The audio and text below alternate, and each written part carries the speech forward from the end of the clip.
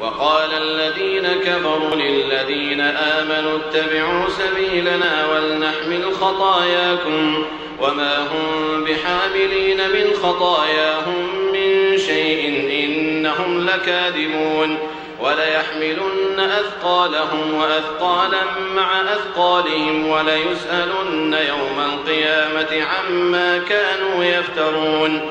ولقد أرسلنا نوحا إلى قومه فلبث فيهم 1000 سنة إلا 50 عاما فأخذهم الطوفان وهم ظالمون فأنجيناه وأصحاب السفينة وجعلناها آية للعالمين.